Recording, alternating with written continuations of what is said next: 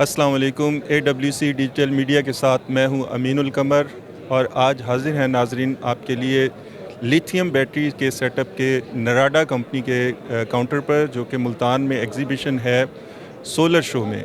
आम बैटरी की निस्बत नराडा लिथियम बैटरी या आम लिथियम बैटरी क्या डिफरेंस रखती है technology wise, expense wise, efficiency wise, इस तमाम मालूमात के साथ हम बात करेंगे नराडा के काउंटर पर जो हमें इंजीनियर्स मिले हैं। तो आप उनसे ये तमाम मालूमात लेंगे। जी अस्सलाम वालेकुम, क्या नाम है जी आपका? सलाम, मेरा नाम मोहम्मद अरसम फ़ारूक है और मैं इलेक्ट्रिकल इंजीनियर हूँ नराडा और एससीएस पावर का। आप हमें नाजरीन को बताएं कि नराडा बैटरी या लिथियम बैटरी आम बैटरी की निस्बत किस तरह फ़ायदेमंद है और क्या ये उससे इकोनॉमी भी है, क्या ये उससे एनर्जी एफिशिएंट भी है और इसके दीगर क्या फ़ायदे हैं? आज तक जो हम लोग घरों में ये बैटरीज़ यूज़ करते रहे हैं वो लेड एसिड बैटरीज़ हैं, जिन्हें हम तेज़ाब वाली या पानी वाली बैटरीज़ कहते हैं।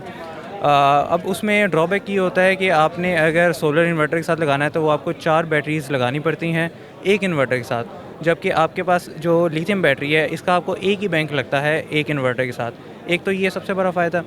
दूसरा फ़ायदा ये होता है कि उसकी जो वारंटी होती है वो 6 महीने, बहुत ज़्यादा होगी तो 1 साल की वारंटी आपको मिल जाएगी और आपको 2 से 3 साल बाद वो बैटरी चेंज करनी पड़ती है, जबकि इसके साथ ऐसा नहीं है।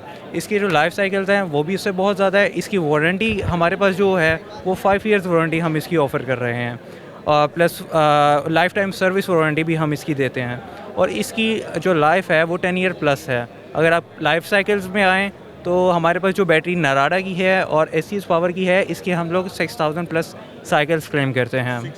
जी 6000 प्लस साइकिल्स। जी नाजरीन, 6000 प्लस का मतलब है कि 365 दिन होते हैं एक साल में, और अगर ये हर रोज़ आप बैटरी चार्ज करें और डिस्चार्ज करें तो ये 365 साइकिल बनते हैं।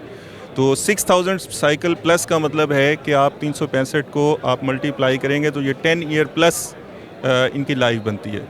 जी बहुत शुक्रिया। सर्विस में मिलेगी। और एक और चीज़ मैं स्पेसिफाई करता रहूँ नाज़रीन के लिए, वो ये है कि अब कुछ लोग समझते हैं कि एक बार लाइट गई 10 मिनट के लिए और 10 मिनट बाद लाइट आई तो वो डिस्चार्ज, थोड़ी सी बैटरी हुई और चार्ज हुई तो वो एक साइकिल। ऐसा नहीं है।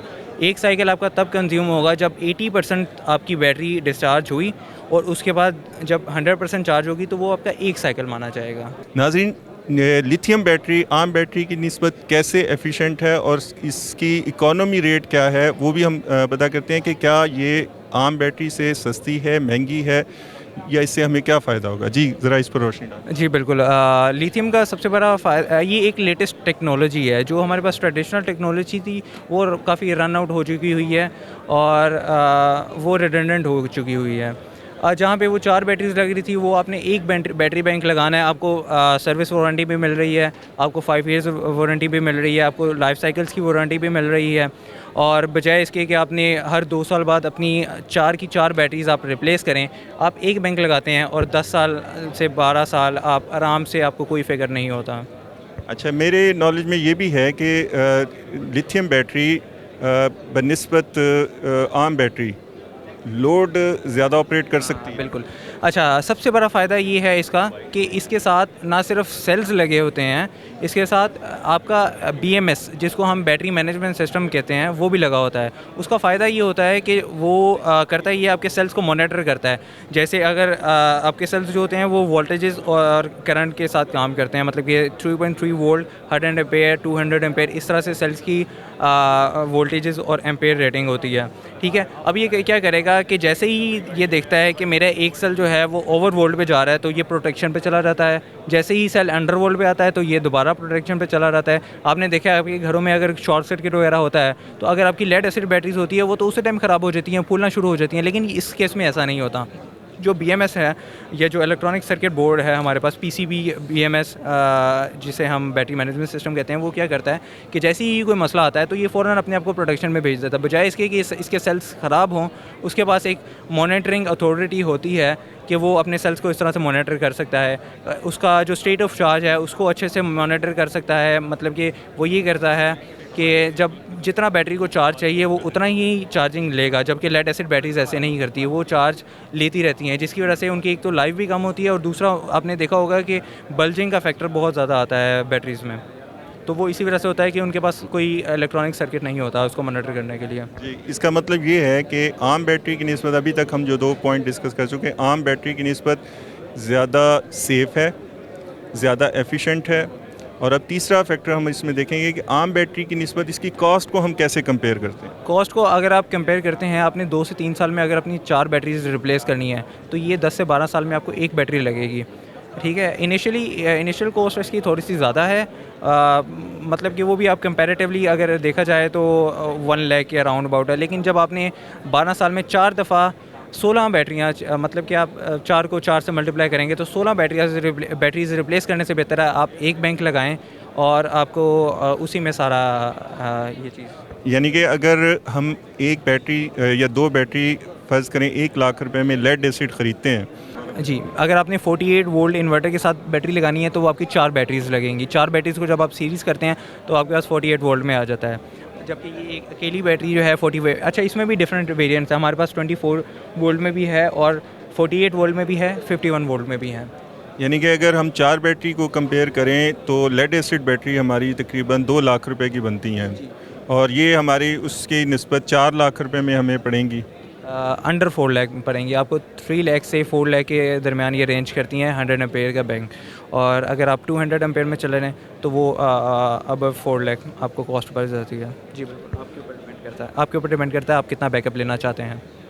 अच्छा, इसमें रिसाइकलिंग जैसे आम बैटरी को लोग दोबारा फ़रोख्त करके हाफ़ प्राइस में और उसकी जगह दूसरी बैटरी ख़रीदते हैं तो उनको प्राइस कंपनसेशन मिलता है, तो इसमें रिसाइकलिंग का क्या फैक्टर है, उस पर भी? इसमें रिसाइकलिंग का ये होता है कि अभी तक पाकिस्तान में कोई भी ऐसा रिसाइकलिंग प्लांट नहीं है, जबकि चाइना में इस तरह के काफ़ी प्लांट्स हैं। तो आप क्या कर सकते हैं, आप इसके सेल्स को यूटिलाइज़ कर सकते हैं, लेकिन वो भी आप कोई टेक्निकल बंदा हो तो वो सेल्स को यूटिलाइज़ करके 12 वोल्ट के बैंक्स बना सकता है, क्योंकि इसके सेल्स अपनी जो उनकी कैपेसिटी है वो बहुत आहिस्ता आहिस्ता लूज़ करते हैं। तो आप जब आपकी बैटरी आप समझते हैं कि आपने अब बैटरी चेंज करवानी है तो आप इसके सेल्स को आप यूटिलाइज़ कर सकते हैं इंडिविजुअली। लिथियम बैटरी का आगे फ़ीचर और स्कोप इस तरह है कि आम बैटरी आपका हैवी लोड ऑपरेट नहीं कर सकती। अगर आप एसी चलाना चाहते हैं या बहुत हैवी लोड चलाना चाहते हैं तो आपकी बैटरी सपोर्ट नहीं करती। फ़र्ज़ करें आपका जो लेड एसिड बैटरी बैंक है वो आपको अगर मैक्सिमम 10 एम्पेयर ड्रॉप डाउन यानी ड्रॉप होने की एबिलिटी देता है, तो लिथियम आयन उसकी जगह आपको 50 एम्पेयर तक की भी ड्रॉप डाउन की रेशो दे सकता है। जी, मैं मज़ीद ऐड करना चाहूँगा, आपने बिल्कुल ठीक कहा कि हम लेड एसिड बैटरी अगर 100 एम्पेयर की है तो 10 एम्पेयर से ऊपर चार्ज नहीं कर सकते उसे।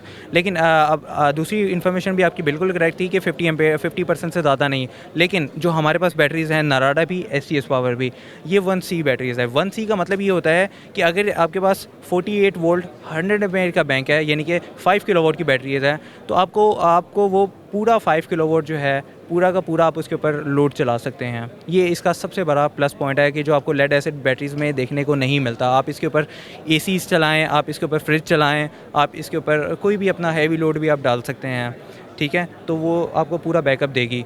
प्लस अगर आप चाहते हैं, मतलब कि आपके पास 5 किलोवाट की बैटरीज लगाई हैं तो आप 1 घंटे में 3 एसीज़ अपने 1.5 टन के इन्वर्टर्स चला सकते हैं उसके ऊपर। जी, ये ज़बरदस्त चीज़ है। इसी लिहाज से हम इसको दूसरी बैटरी से मुनफरिद समझते हैं। बहुत ये लेटेस्ट टेक्नोलॉजी है ना। देखें, अब जब उसके ऊपर हमें ये होता था कि हाँ हम एसी नहीं चला सकते, इवन कि हम कंप्यूटर्स बंद कर देते थे, हम अपने टेलीविज़न्स बंद कर देते थे पहले जब हमने 12 वोल्ट का बैंक इंस्टॉल किया होता था। लेकिन अब हमें कोई परेशानी नहीं है। अब आपके पास इन्वर्टर्स हैं, आपके पास बैटरीज़ हैं, आप जितना चाहें आप, इवन कि रात को अगर आप वापडा कट ऑफ कर देते हैं फिर भी आप चला सकते हैं लोड अपनी बैटरीज़ के ऊपर।